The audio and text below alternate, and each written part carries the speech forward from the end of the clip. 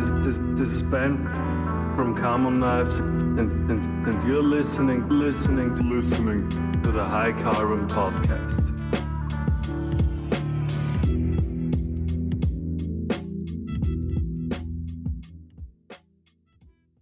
Welcome everyone to the High Carbon Podcast. Keith, how was your week? I spent the on and off the last few days messing with my website. I had a problem with that I didn't really notice. Somebody wrote into me and told me that my drop-down menu doesn't scroll. It scrolls until you open a sub menu, and then it was getting stuck. And so I messed with coding forever trying to figure out what it was. And eventually I figured out that I put up a banner, like a countdown banner for Knife Show Austria. And that was the problem.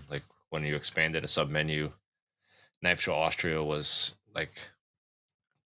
not visually showing through the background, but it was taking up the space that the menu needed to scroll. So that's what was getting it stuck. I don't understand why, because it's the same menu that I used for when I did Solingen. Maybe just the way it was information that was in the banner or something. And it worked with the Solingen one until I changed it over to Austria. So that's super frustrating bullshit. It just takes forever, and I had so much other stuff that I should have been getting done, but it was driving me crazy that the scroll didn't work on my website and I had to finish it. Did that. I had a former guest of ours that he's doing some kind of a special run on knives. I don't know a whole lot about it, but he ordered full sheets of G10, so I had pack up some full sheets on a pallet and get them all ready. And the last few times I've used this company, I put in the order, tell them that I have a pallet coming, and it usually takes them 2-3 days before they show up. And this time I ordered it yesterday and came back to my place because I ship from my house. There's always somebody here. Came back to my place at about 10 o'clock, and as I was pulling back into the driveway, the truck was here to pick up the stuff, and it wasn't ready yet. So I don't know if they're gonna make me pay for that next up or not. We'll see. But I got that shit all squared away now. And I put in an order for custom pivot screws. Yeah, screws are kind of crazy. I don't know how you do your screws, Pauli, if you get custom ones or you found a place that has the size you like. But I put in an order and I just wanted to get prices, so I'm like, just give me a price for 2,000 of these screws, and it ended up being, if I ordered 10,000, it was double the price, which was like nothing. So I'm like, all right, I'm never gonna use 10,000 screws. I don't know what the hell I'll do with it, but just send me 10,000 because I don't want to have to pay the stupid fee all the time. So the first time you do it, that the M2 threads, and I guess M2 threads don't get turned mechanically, so that they have some kind of a press that makes these miniature screws. So you have to pay for the mold setup and all that crap. So I hope people like these screws because I'll be using them for a while. I mean, it's so hard with screws. Exactly. I also quoted a company to get screws appropriate size made. And the issue is that I want very short screws, and they cannot do stamping, so they need to be turned. And they most probably turn on Swiss lathes, and these are a pain in the ass to set up for one run. So it's quite expensive. So my construction is basically 2 screws and a tube in the middle. So I buy screws that are off the shelf and I shorten them myself, and I use my CNC basically for that. And the tubes are actually made by a local CNC company, which is way easier because you can just do a tube with a thread inside and then cut it up to precise chunks, which it's a pretty easy component to make. And I also calculate the width of the tube to be able, so I will be able to use it on multiple knife models. So I'm just trying to make my best. So here's the question: the screws that you're using are for a fixed blade, so the length of the screw really doesn't matter. You just want if it's an M2, so it's 2 millimeters, you want 4 millimeters of thread going into the tube minimum, right? So the length for you doesn't really matter as long as you have. I mean, that's as strong as the screw can be, double the width. Yeah. I mean, what I do is is because I buy them at 12 millimeters, which basically I don't care about the length. It could Right. be 8. It still needs to be shorter than that, depending on the knife. And I shorten them to be a little bit less than the halfway point. So basically they meet, but they never touch. Mm-hmm. So as much thread engagement as possible, even if the, thinking about longevity, even if the client takes off and out the handle scales multiple times, you have more thread engagement, maybe less wear, hopefully less threads. More threads means less failure in my mind. So just if I am shortening them, it's very easy to dial in the length of them then. So, but it's pain in the ass because I have to, like, I get them in A2 stainless steel, and I like to put on the satin on the heads, and it sucks so much if you are doing 500 screws. It's just insane. It's just so much work. So what do? You have some kind of holder where, or the whole setup of a bunch of screws, or do you satin them, finish them one at a time, or how do you do it? Only one at a time, baby, because I Yeah. like the set. Like, I put it in a drill, a hand Yeah. drill, and I have a very nice Metabo one that is not too expensive and has the small batteries. Because if you are doing this 500 times, the weight matters. The weight matters, and I just check it, and I use abrasive sponges. So basically, Mm-hmm. just ram it into the sponge while it is spinning, and it creates this very nice satin that goes swirly. Yeah. So So you pretty chuck hot, up one of pretty those neat. one of those barrels, the threaded barrels, put a screw in it, and then jam it into Ah, the sponge. no, I chuck the screw itself, just Squish with the the chuck. threads and I everything. check it up Don't with the matter. chuck. No. It's weak. Like, I use the Daka setting on the one. Ah, yeah. Like, it needs, Taka. because it's it's yeah. I don't know how to say it. I have no idea how it's called, but the torque setting. So it's the weakest. So basically, if I spin it quickly backwards, it releases the screw itself. So Yeah. efficiency, but not really. Efficiency would be like to have them custom made, but these are expensive parts to be made. So no. Yeah, I don't know, but I don't know how many screws you make. At some point, it just doesn't make sense anymore to do it yourself. I mean, time for you, it doesn't cost anything, but you got other shit you could be doing that would be making money. So it's always a Mm, difficult decision. I always make that wrong choice a lot, though, and just end up doing it myself yeah. because I don't want to pay for it. I mean, I've been, it's such a pain in the ass. I basically, once or twice in the year, I just dedicate one day to shortening screws and making their heads nice satin, and that's enough for the whole year, once or twice. So it's not that bad. It's not that bad. But one thing that I got really, really tired about was my packaging. Is putting on the stamping of my logo, the writing inside and outside. So I'm working with a local company. I'm getting these printed, and it will be easy assembly. And I also talked to them about maybe making a cardboard insert that has a cutout of my knife. And apparently, it's not that expensive. Apparently, it's not that expensive. They calculate in the width of your knife. So it's basically always touching with the bottom and the top on your lid on that box. So I'm really excited about this upgrade that is coming in the couple of months. So I So will be like releasing one knife at a time. so like a cutout of the handle itself. The blade rests on the cardboard, just the handle drops in. Cool. No. Actually, the full cutout of the blade, and it kind of drops a little bit down below. So the kydex is halfway touching, and the cutout actually has like skirts, I would say, some flaps that go down. So you have a very nice, Mm-hmm. drop down, and it will look, Jesus Christ, it will look presentable. And it's the benefit of doing a lot of similar knives. So, can't wait for that. Albert, how do you package your knives? In your knife bags. 'Cause I heard a little bit on an episode that hasn't come out yet that you guys didn't like the sleeve options. I don't like the sleeve options. Andy doesn't care. Andy's fine with them. I don't like them. No, I just put them in one of your knife bags. I mean, they're padded anyway, and we have this, what's it called? These tip protectors we put Yeah. on them sometimes. I mean, it's not a custom packaging. Every knife maker and bladesmith knows these knife bags. Yeah. But we're not here to impress other knife makers or bladesmiths. We're here for customers, right? And for them, it's a nice packaging and a nice box, because then they also can store the knife in these pouches you sell. Yeah. And some of them do in their kitchen drawers or wherever they store them. Yeah.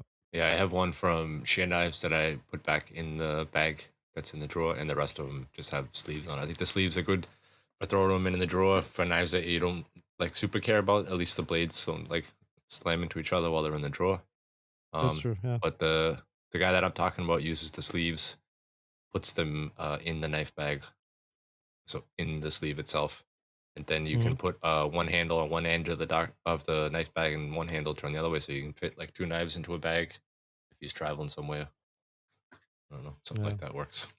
Yeah, custom packaging is a tough thing to do, but for somebody like Pauli, that's great when you're making the same knives over and over again, and you can get a specific box set up, all your packaging the same. If you're always doing a different knife or one-off stuff, it's a little bit more difficult.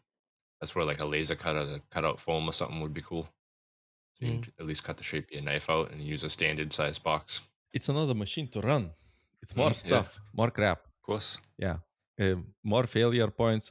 Then I would be talking the next week. Oh, the CO2 laser blew up, blah, blah, blah. I tried to fix it with everything that I found in my shop. So I was thinking about that, but they had look, it's a local company and they are offering such a good price and they can do low quantities. So I'm like, bro, and they can make, it's basically like 2 sets. You have the boxes and then you have the sleeves. So basically whatever I use up first for my different models, and they are just basically, you just put them in. And I talked to them, like, could you make them that I could glue them in? He's like, nah, we engineer them that they are pretty firm inside. So I'm like, that's brilliant. That's even less work on my part. So I will be only assembling the boxes and putting in the sleeves. And the low quantities really help me out with the wanting to update my models. So you don't have to actually make a cutting form. Only cutting form needs to be made for the box itself, like the cutting knife. And yeah, so it's good. It's good to go. Can't wait. We also saw in the chat that you got another piece of machinery for the shop. What'd you get? I get 2 giant ultrasonic cleaners. Ginormous, 10 liters one. So I just browse. I've been talking about it for a while, about the passivation process for your stainless knives. And for the last couple of days, I've been deep diving into that process, and I am doing some testing. I did some testing, and I'm continuing to do some testing with the salt water and blasted stainless steel and how it performs. And apparently, passivation process works wonders. It works amazingly great. It works way better than nothing. And I can share a little bit about my research. And explain what the passivation process is for the listeners. Easy peasy. Passivation process is basically used after sandblasting, media blasting, or whatever you are using. Basically, when you are blasting, let's say, in my case, I do blasting in the same cabinet for unhardened blades because the mill scale, it's way easier to clean up. And then I sandblast them again after heat treatment because sometimes they have a little bit of patina and I want them to look freaking beautiful. The same color, yada, yada, yada. But when you are blasting unhardened at N690 when unhardened is not that stain resistant. So you are blasting away those particles. You are introducing contamination into your blasting cabinet. And these particles get blasted again when I blast hardened knives. So these rust-prone unhardened particles are embedded onto the surface. And with this contamination and the blasting process, as far as I understand, the creation of the actual chromium oxide layer on top is kind of disturbed. So even if you are not contaminated, your knife is more prone to corrosion. So it's less resistant. Now, here comes in the passivation process. So basically what passivation is first you need to totally clean your knife, hence the first ultrasonic cleaner with alkaline solution. and like 40 degrees Celsius. You clean it there. And then after that, and after rinsing in some distilled water, you put it in some kind of acid. So basically from a base to an acid. And that acid should eat the iron that is on top. That is the contamination.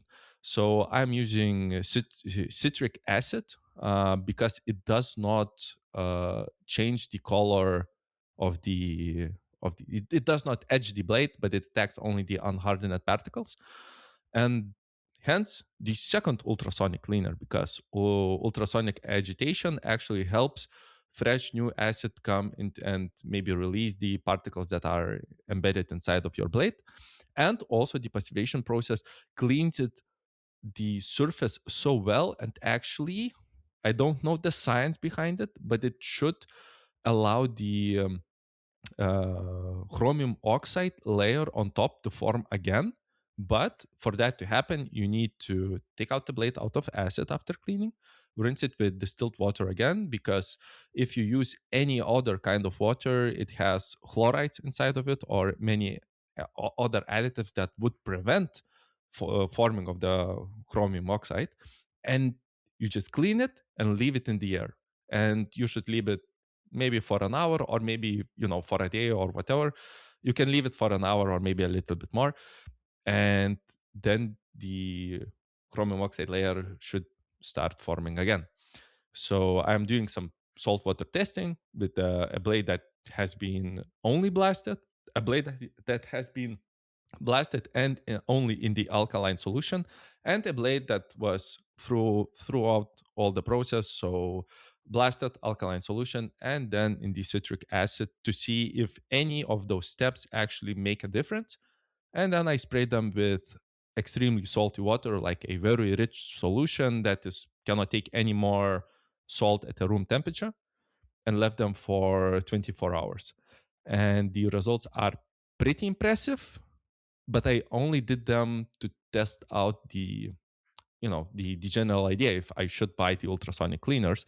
So I did in the citric acid that was unagitated and was at room temperature. So it was like 10-12% of citric acid dilution, and it worked. It worked really good, not like 100% perfectly, but it worked really good. So now I'm doing another test that will be running throughout the weekend. And looking at it right now, the results are pretty good.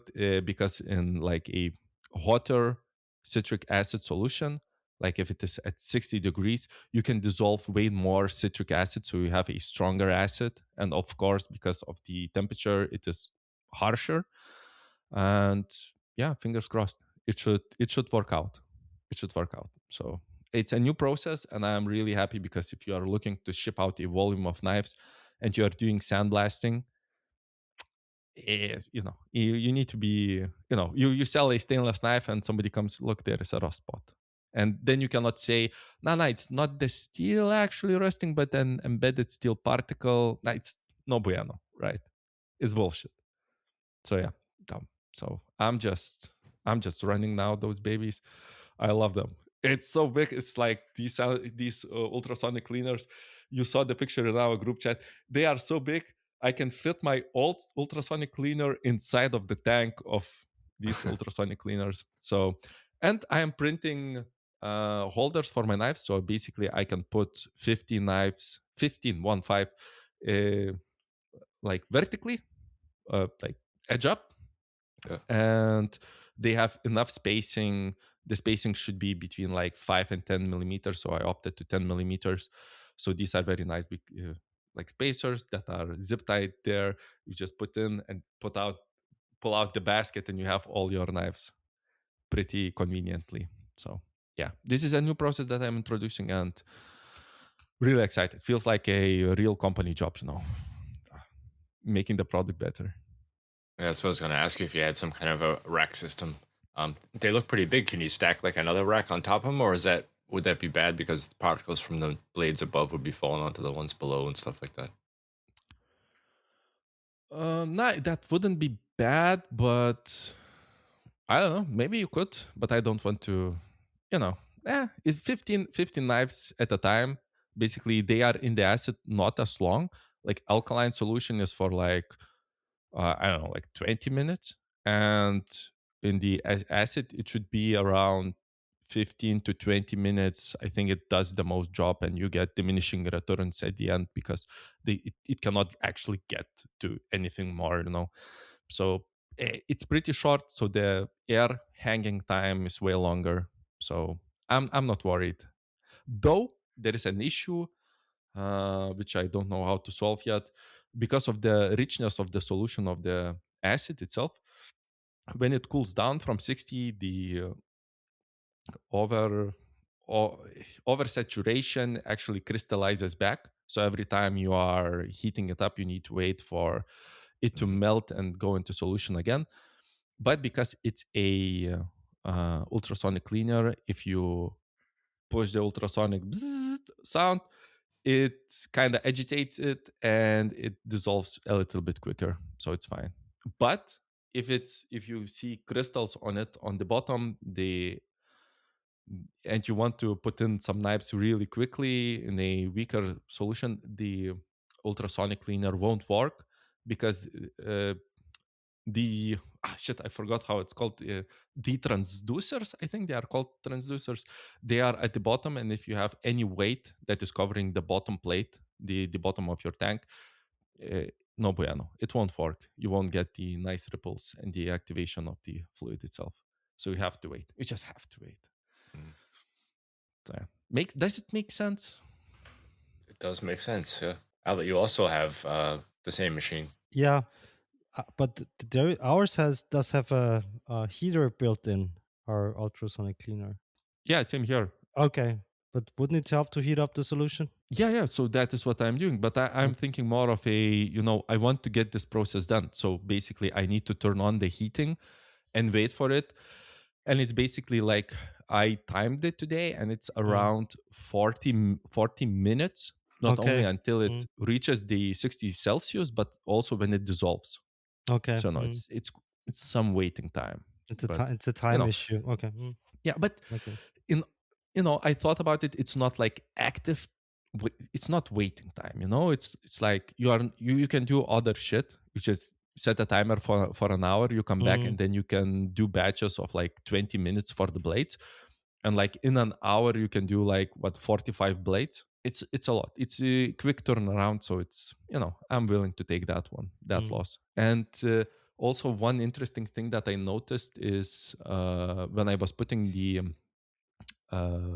salt solution on top for the testing, the actual surface of the blades change in a way that if it's the blade is only blasted, and I follow up with glass beads so it's nice and shiny, if you put a drop of water, it kind of dissolves, it covers the surface, and after the passivation process, it kind of remains with the surface tension. So you can see, not like bubbles, but like drops of water. So they are not going into the steel. So that is something that you need to be looking out for, because it's a good sign that this process is actually working. But I guess you have a control group of knives where you don't do the process, and they start rusting on you. Yes.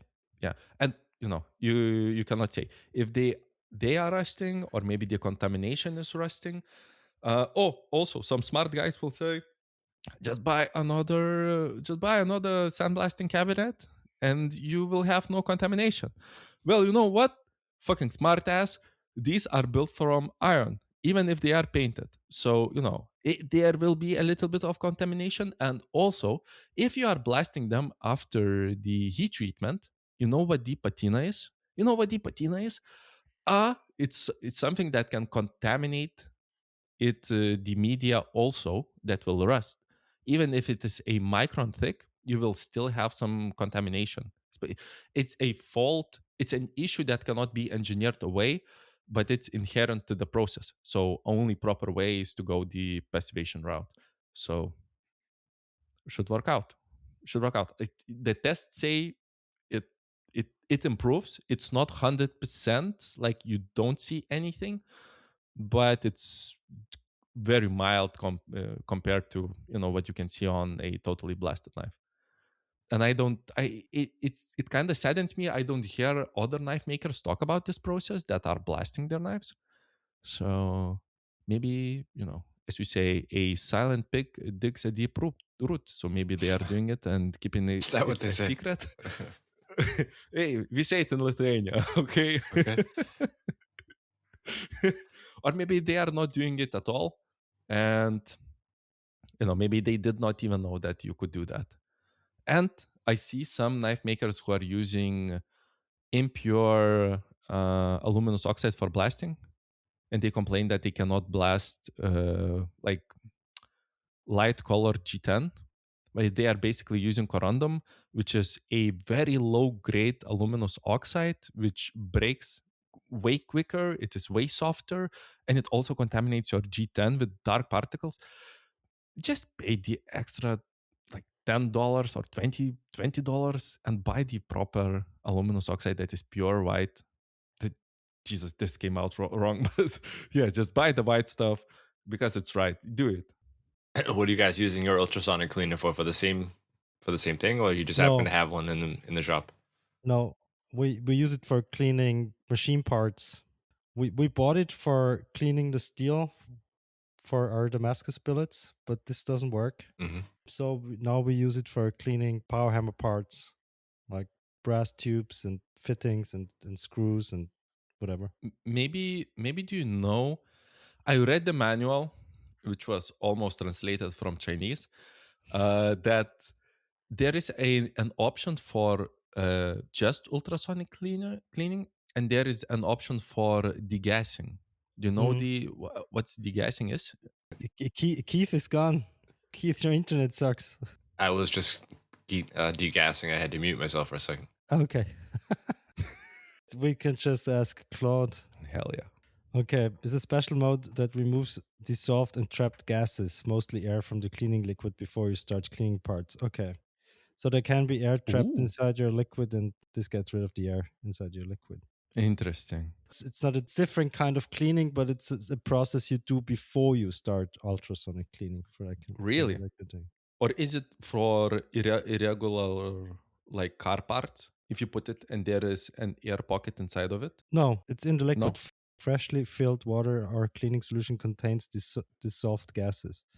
These gases interfere with the ultrasonic cleaning process by reducing the effectiveness of cavitation. When you run the degas function, the ultrasonic waves drive dissolved gases out of the liquid. Air bubbles rise to the surface and escape. So it's the same process like you would do in a vacuum chamber, degassing. Huh. Okay. So it's so maybe every time before I run it, I should do degas the liquid itself. Yeah, if you don't want to have any trapped gases inside it in your liquid, yes, you should do that. Or maybe it will work even better then. Yeah, makes sense. Mm-hmm. Makes sense. If it is cleaning by ultrasound and moving the water, it's like it's the same when you are heat treating with the oil and having the air jacket. Yeah, and you don't want that. I mean, and if the ultrasonic is moving the water, you don't do the degas, or you don't run the degas function before that. It also moves air, right? The ultrasonic thing, and not just a liquid. And what you want to move is the liquid and not the trapped gases inside it. Makes sense. Oh, now I have to do another test. Now I have to degas. Yeah, but here's what I wanted to say: the way you set up your process now, you can play with different variables, so it's much better than just buy another sandblasting cabinet, because if something fails, you wouldn't know what to change, because you know what I mean. Exactly. You can play with so many variables, and you can really dial in your process. Smart. Yeah. But here's the thing: you don't have to buy all this fancy equipment, right? You can do all of this in the sink, right, with a sponge and all the liquids and stuff. Of course, it's one at a time then. Or you can come up with a process that's very similar to yours without the ultrasonic thing. Yes. Like my test before that, it was basically a plumbing tube with the acid inside. The only issue is that you have to, from time to time, agitate the knife. And because the solution is not hot, and maybe you put, without any equipment, so you have no heating, you have to agitate it. And because it's a weaker acid, you have to, from 20 minutes, it becomes an hour. that it has to sit inside, but you still get good results and you get Yeah. benefits from that. But here, But the knife needs to be clean, and you cannot use acetone. You need to use, proper alkaline solution, because even acetone leaves streaks. Yeah. And you cannot use like window cleaner and it's squeaky clean. No.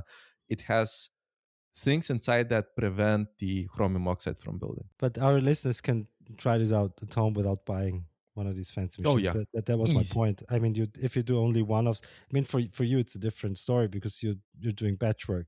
But if you're like a small knife maker who does like one shots, people can do a very similar process to yours without having to buy all this fancy equipment. That was my point. Yeah, and I would highly advise, and just do, if you have some stainless steel scraps that are hard in it, maybe, a mishap in the production process, you can easily, just blast one, run another through the process, and you do the salt water splash thingy. Don't soak it totally, leave some areas with air.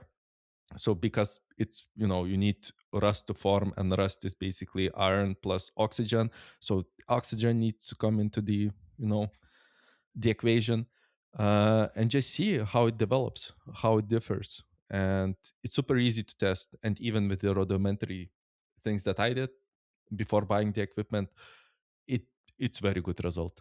So what's like the pull man setup for our listeners if they wanted to try this ourselves? What did you mean by the plumbing tubes? You just dropped one knife at a time in the solution in a plumbing tube? Yeah, it's like basically what people use, you can see on YouTube that they use for their ferric chloride. So basically you just clean it out, buy some distilled water. It's 5 liters is something like euro or under a euro. Buy distilled water, buy citric acid. Citric acid is available at every grocery store, basically used for baking. So no harm fumes that you would use for like the acid that muriatic acid is also possible to be used, but then it can etch your stainless steel blades. So in my case, it was no bueno. So just buy. I cleaned out. I bought 1.5 kilos of that acid, and I cleaned out the bakery section of my grocery store. So, and it's in 100-gram packs. So it's so easy to calculate how much you need, for a specific solution. And just please remember that at a specific temperature, it can only dissolve as much of the acid crystals as it can. You just can consult any AI and it will tell you, and just go like 10% below that, so you don't have any crystals at the bottom. And it's easy peasy. Just dunk it in the tube, pull it out, rinse it with more of the distilled water. Don't use tap water to rinse it. Don't use just distilled water, and leave it hanging in the air at least for an hour. And then you can do the saltwater test. And saltwater test is a really just basically extremely accelerated corrosion resistant test. And then you can see for yourself if it works or not. And a hot take, if you are not doing passivation, you are playing. If you are a full-time knife maker and you are sandblasting your blades, you are playing. And if you're still heat treating in the forge, you're also playing. What should they be using, Pauli? Mini hell. They should be using mini fucking hell. Minihell.eu. Kills. This show is sponsored by minihell.eu. Such a great setup by Keith himself. Minihell.eu. You can buy the next kiln for you. They have extremely affordable prices. Very good kilns, hard brick, soft brick, fancy controller, easy peasy controller. You can spec it out the way you want. If you want Wi-Fi capabilities, there is an option for you. And while you are shopping there, remember, you can buy heat treatment foil for your stainless steel blades. And if you are sandblasting those, you just right away know that you need to do passivation on that. Or heat treatment racks for batch hardening. This is exceptionally good for like small EDC knives that you are doing in carbon steel. So you just dunk it in the oil and it's easy peasy down for you. And while you are at the checkout, remember, you can use carbon 5, the word carbon and the number 5 to save 5%, and you save a little bit on already affordable prices, and you can reinvest that and make a beautiful knife that will be stain resistant as much as possible and regain some money on that. So basically the kiln is paying for itself. And now back to the show, my lads. I just need to mention one thing for the listeners. If you don't know already, we do have Patreon. You can find us on Patreon at the High Carbon Podcast, and we can help Pauli get rid of this 1-2-3 block that he's got holding his microphone steady. We got video going now, and Pauli's microphone stand, I think, has the spring is a little bit too strong, so he's got a 1-2-3 block zip tied on it to hold a little bit extra weight, so it doesn't keep floating up in the sky while he's talking. Yeah, I mean, the hustle and grind guys made fun of it already when I've been there. Look, the microphone that I have is pretty good microphone, but it's way too light. And I thought, maybe I will buy a very nice arm, and I buy this, I don't remember that, Rode mic arm. And apparently there is a minimal weight to it. So so without the 1-2-3 block zip tight on it, it will go and fly. But on some you can adjust the tension on some of these boom arms, but not on yours. Yeah, I did that. Okay, I did. There are screws, and I did. I really tensioned them. But you can see I'm talking and I'm moving the mic a lot. I'm just like like a host of a real TV show, and basically it creates friction. And if you are moving it a lot, the friction it's kind of goes away a little bit, so it still flies away. I am surprised you move the mic a lot and we don't hear things shaking around like you do a lot on other podcasts when people hit the mic or they tap on the table and shit like that. You don't hear that through yours for some reason. It's professional. Hopefully. Yeah, I'm extremely professional. I know how to move my mic. I'm moving the control arm, not the mic itself. So yeah, and so this was my week. Albert, how was your week? No, I wanted to talk a bit more about the passivation process. Oh, really? Okay. Yeah, I have a question about the science behind it. Does it really take an hour for the chromium oxide layer to build up? Because I thought it goes way faster than that. Have you tried shorter periods? Not yet. Okay. Not yet. But looking at my process, I think this is not an issue because I will do it like as a almost last step. The very last step would be sharpening. So after I etch them, like do my lasering.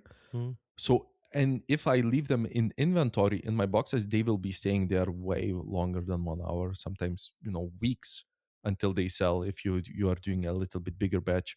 So it's not an, issue. But I know this is the part that I would like to rush a little bit. But this is unconfirmed what AI said, what I should do. I tried an hour worked. Maybe I can dial it back, but do I need it? I don't know. And only after the time passes, you should put any oil on top of it, right? Because the oil would prevent from creating the oxides. And what I did before, and it was really bad apparently, I used to do sometimes when I blast them, I just spray them with WD-40, because I know they will be sitting for some time, and it's actually hindering. Again, if I wouldn't put on the WD-40 on top of them, they would also not form proper oxide layer because of the contamination. But you shouldn't do that. For a chromium oxide layer to build up, you need oxygen, and the oil prevents the oxygen from getting to the steel. Yep, and even with use, it will wear off. It will evaporate. It leaves a sticky residue, and you just have exposed areas, and that's no bueno in my mind. Have you ever experienced rust or some sort of oxidation of the steel after laser engraving your knives? Because I guess you laser engrave. Okay, because a friend of mine also had a similar issue. He makes watch cases, and he laser engraved watch cases, and these watch cases were made of V4A, so V4A, so that's a stainless steel. And after laser engraving, some of these cases started developing rust spot in the laser engraving. So do you do also some sort of process as after the laser engraving to prevent that from happening, or do you laser engrave them before? Okay, so first the testing that I did, as I said, I did 3 blades, and the one that did not go through the passivation process but only through the alkaline cleaning, it had the logo engraved, and the logo was one of the first places to develop rust. And I haven't tried out the full passivation process after it has been laser etched. So I might update in the following week or the week after that, after I do some more extensive testing, if the actual passivation process allows the laser places not to develop rust. Mm-hmm. So it will be very easy to confirm. What he started using was some sort of liquid you can buy, you put on your laser engraving, and that's supposed to, after you engrave. yeah, you laser engrave your whatever you have, and then you put on this liquid, and this is supposed to build up the chromium oxide layer super fast again, so that nothing can happen. But I will have to ask him what. I mean, I know that it was super expensive, but he was building watch cases, so he only needs like very little amount of the liquid. After he started using it, the problem was gone. So there might be even a faster solution. But I will have to ask him what sort of liquid he used. I don't know. Yep. I forgot. Fingers crossed that this passivation process would prevent that. But if not, then it's, I don't know. Yeah, then I don't know. Yours is way more elegant because you can do like 15 blades at a time. You have all these liquids and you have your process dialed in. I mean, you don't want to use a brush and brush like 15 knives with these super expensive liquids all day. I mean, that's not a viable solution if you do batch work. It's a viable solution if you do one watch case at a time, but or one blade at a time.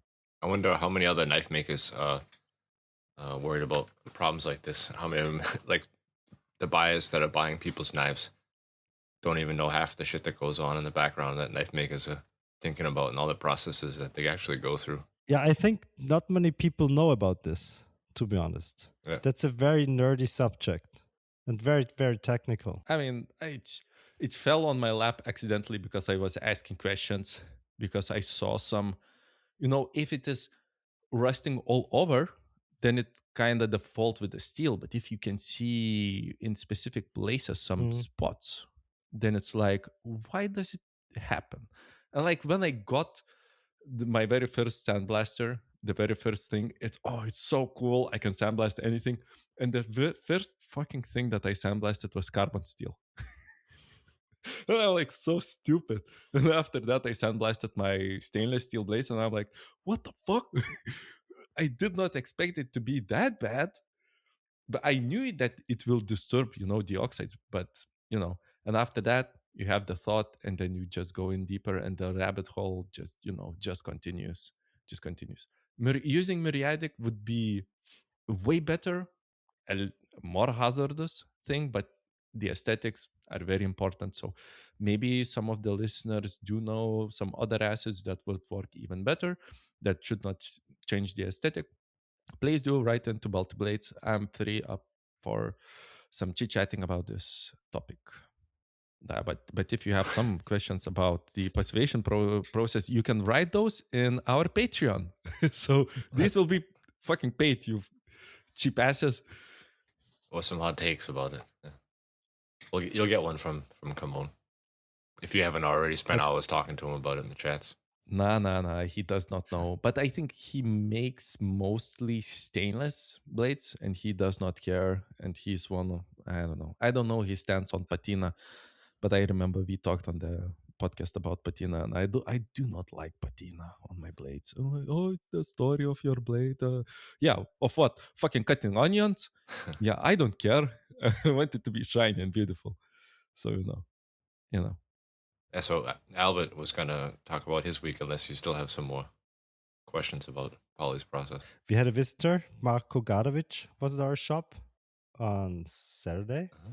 Did you see that? Or did you hear about that? I did not. He's going to be our guest next week. You should say award-winning knife maker. That's right. Award-winning. 2-time. Yeah, not just once. Yeah, he's a very, very talented bladesmith from Austria. Super nice guy. And he won last year Knife Show Austria Best Outdoor Knife. And this year he won some sort of prize in Solingen. I forgot which one. There was three Austrians who won. There was Christoph Feichtel from Calderon Blades, Richard Cabella, and there was Marco Gadavics. So all the three, it was a kukri competition as far as I know. Correct. Yeah. And he brought the kukri with him to our shop, and we had to wear gloves if we wanted to touch it. Because there was some mokumigane on there, and he didn't know how mokumigane would patina if you touched it. So we had to wear gloves. Of course, we touched it, or at least I did. I had to.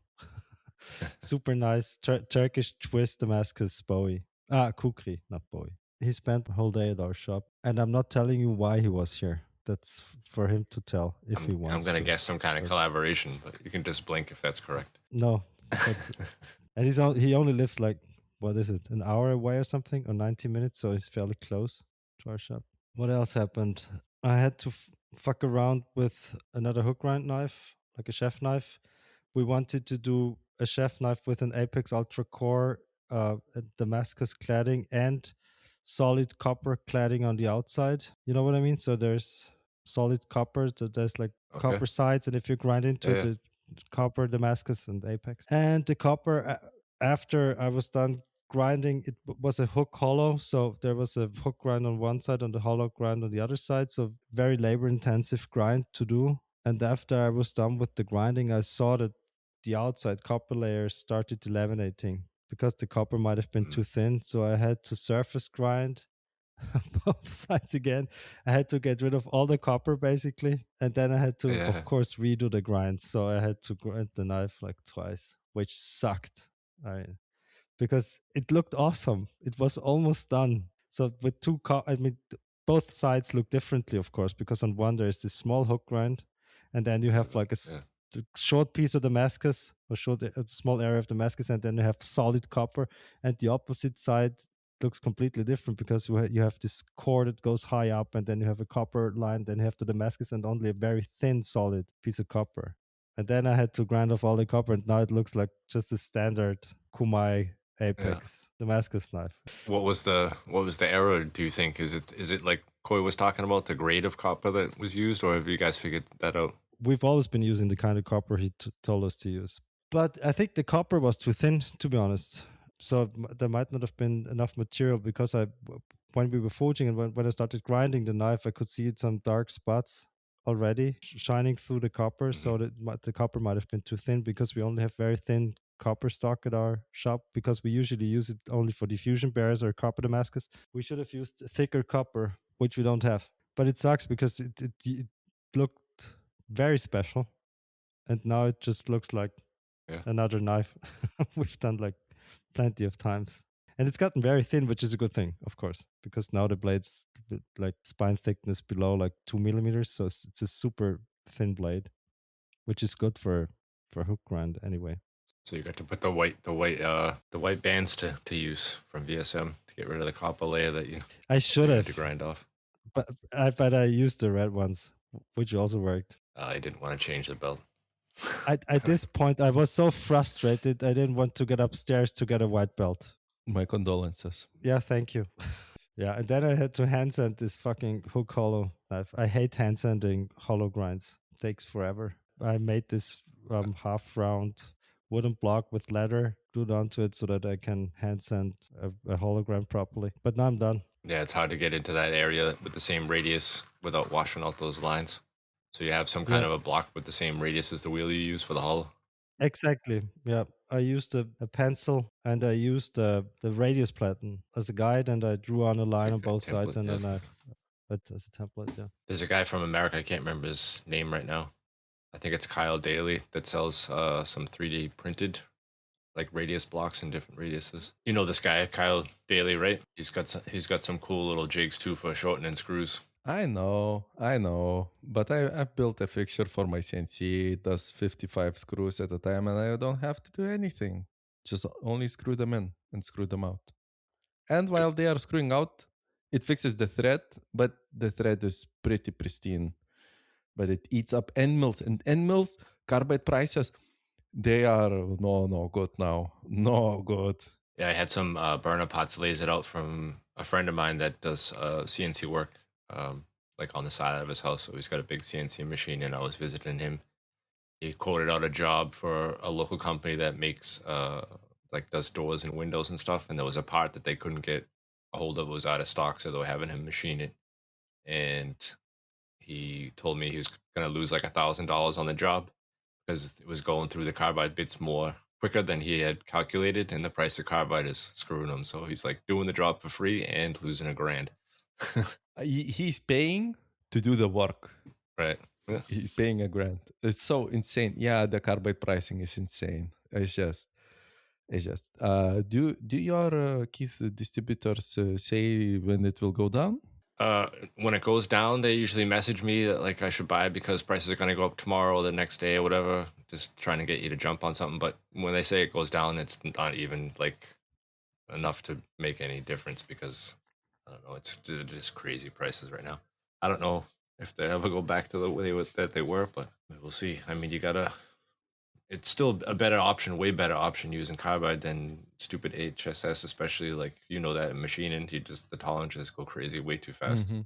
Yeah. Oh, and especially machining like G10 and yeah. carbon fiber and yeah, and anything abrasive, they eat up the end mills. But it's good. It's fine. I love the material. But if you are machining like you have a proper machining shop, everything is like use carbides for everything, machining all sorts of materials, and it's just crazy right now.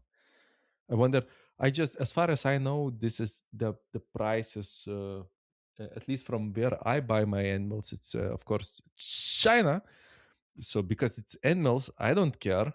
But only Chinese end mills got really, really expensive. So maybe China is doing something. Maybe America is doing like, oh, bring back manufacturing to America, and they're like, haha, expensive end mills, try to compete with us. Maybe they are doing this. So hopefully, I don't know.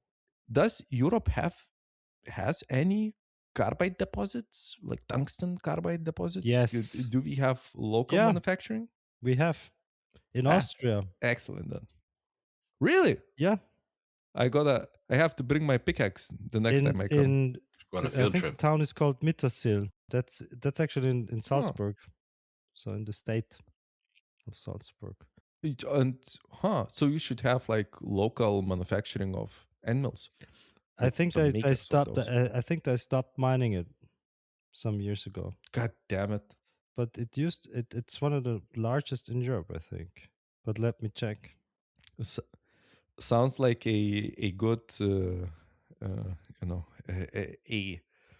a good argument for an invasion from I was trying to find some other word, some friendly visit, yeah. Brothers against brothers, like they say. It's like, no, friendly, give us the deposits, everything be good. I'm gonna have to check that theory out, Pauli. When I go to the US in July, if they are cheaper, I'm gonna raid all the stores for all the metric end mills. It's worth it to pay for an extra carry-on. Yes. To load it up with end mills. Yes. It is one of the heaviest elements ever. So it's gonna be like this little tiny box, 30 pounds. Yeah, exactly. So here's the thing. So Albert, the most important tungsten deposit in Austria is located in the Felbertal Valley near Mittersill in the state of Salzburg. And here it comes. Discovered in 1967, it is the largest deposit in Europe and one of the most significant tungsten resources outside China. See? Oh my God. Friendly visit incoming. I mean, 100%. Why did you stop mining it? Now, let me check. I might have been wrong. I mean, if it's one of the largest or most significant resources outside of China, maybe I was wrong. Fuck Salzburg. Dig it up. You will build another. You will build 3 Salzburgs anywhere else. Yes, the mine is still operating today. It's owned by. It's operated by Wolfram Bergbau und Hütten AG, part of the Sandvik Group. So Swedish. Oh yeah. Some of the most high quality end mills come from Sandvik. So they are a very good, extremely good, high-end manufacturer of end mills. So in other words, expensive as fuck. Yeah. So the part about machining the G10 that actually kills the bit is all the G10 dust that's like in the hole or the cutting area that's left behind, right? That's the worst part of it. Not really. It's a very abrasive and hard material because it's a composite of a glass fiber that is reinforced with epoxy. So you don't I would, if it is of the dust, then you would see something very similar in like if you are machining micarta, right? Because I think the actual, because the consistency is very similar, but yeah, it's denser, it's harder, just only because of the glass, and glass just eats up. Like only above G10 is carbon fiber, which is even more abrasive, even bigger pain in the ass. I don't talk even about grinding or hand sanding it. Even machining is a, yeah, it's, and like the worst thing is, like in G10, it is like a cross pattern. So it kind of machines nicely because they are tied together. But if you have a twill weave of carbon fiber and a dull end mill, because of the twill is so coarse, you can actually start pulling out these strands instead of cutting them, and you can see a kind of not as pristine machining finish. If you can see from the side view some very very small pinhead size black dots where the actual carbon fiber was inside. So yeah, if you are looking at carbon fiber knives, you take a look, take a good look, take a good look. Is that noticeable in like lower quality carbon, like more noticeable, or it's just the inherent property of carbon fiber itself?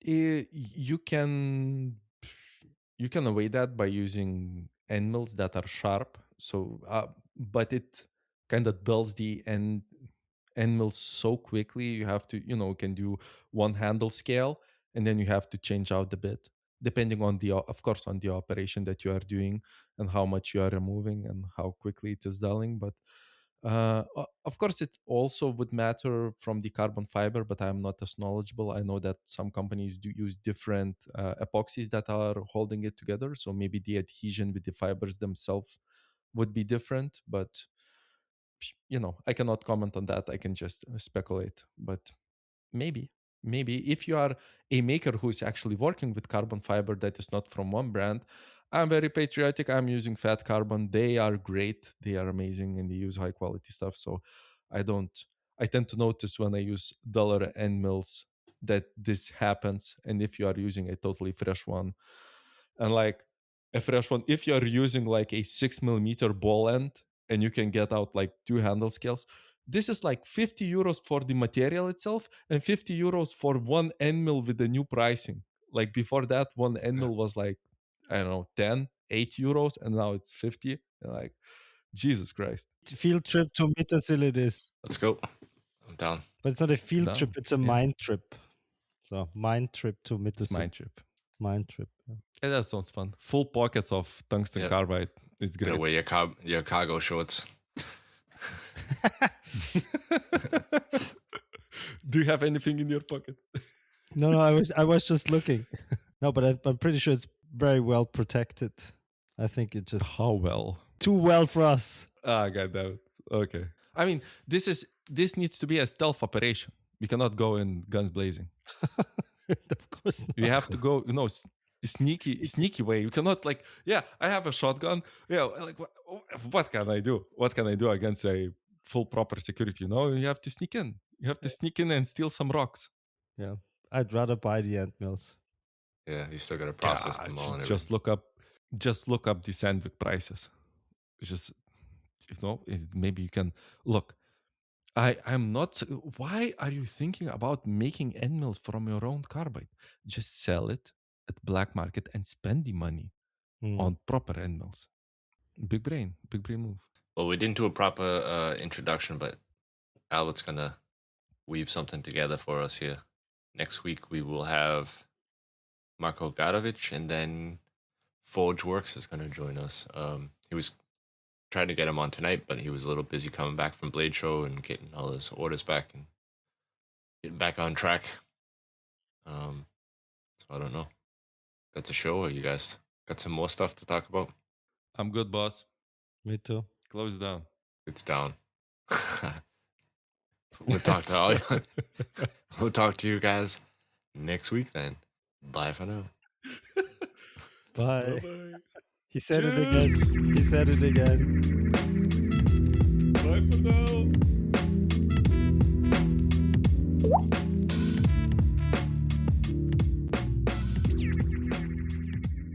Gonna steal the carbide.